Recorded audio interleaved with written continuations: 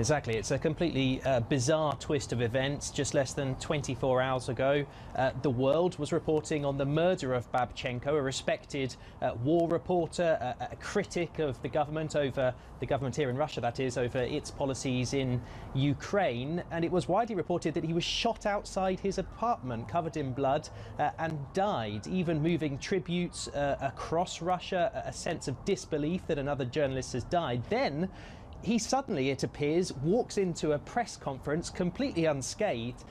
Ukrainian security services saying that this was a sting, that essentially as long as a month or 2 months ago they were preparing this setup to try to catch the people who were trying to kill Babchenko, that they heard about some sort of plot. So a sense of disbelief at the moment. The Ukrainian authorities saying they have caught somebody, that's what's being reported, but I think here in Russia people won't quite believe it. Well, let's listen to what the Russian Foreign Minister Lavrov had to say just a few hours ago when it was announced that he had been killed. This fashion of blaming Russia before final investigation results, that is set by those who conduct international affairs this way, is very sad. Well, as you have already said, and from what's been reported, we take that Babchenko was working with the Ukrainian security services. What have they said so far, Dan? Well, essentially, as I say, that this was a sting, that they were working with Babchenko. This is all coming out in press conferences as we speak, so we're looking to verify that. But they are saying that they were working with him all along, and this was a complete setup, that obviously he wasn't ever going to be attacked because they presumably had him under their protection.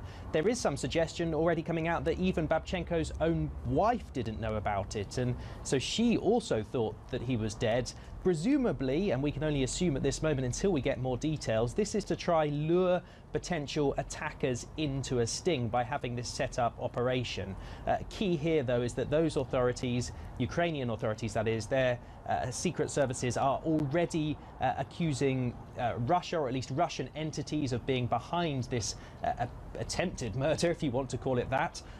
And of course, Russia, when they thought he had been murdered, was coming out and saying that was Russophobia, and this was classic cynicism of accusing Russia of a murder when in fact they would have had nothing to do with it and that it should be investigated properly. Now it's a slightly bizarre situation where Russia might be saying, well, you know, we didn't have anything to do with this murder because of course it never happened, and of course now they'll be saying perhaps they won't have nothing to do with this attempted murder. So expect more slinging from each side, but we're just waiting for more details of exactly why this happened and how it all unfolded. Okay. And what do we expect the Russians to say now after this news?